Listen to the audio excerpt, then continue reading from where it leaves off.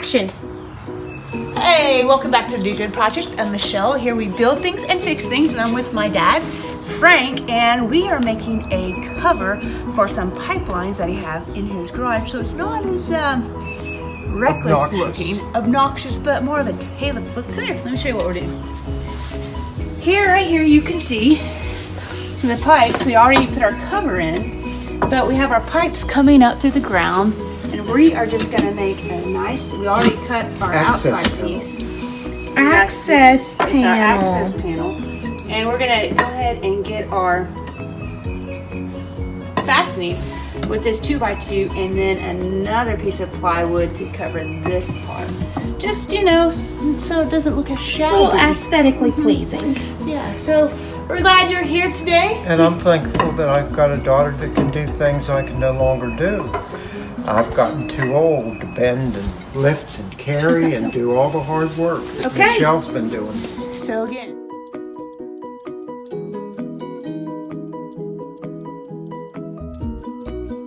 Okay. All right, welcome back. Here we are on our project. We have our main door right here supported by a 2x2, and now all we have to add is our side piece. But remember, we have to cut out a little space so that our pipe can fit. So we're gonna get that done. I want to say thank you to Michelle and Kristin and Bobby for putting up with me on this project. I could have never done it without her. What'd you just do? Well, we're making it work.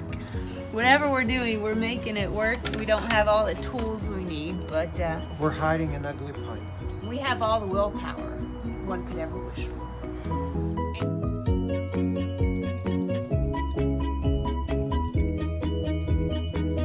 And we're finishing with a big bang as Michelle used the nail gun to fasten the four corners of the block together.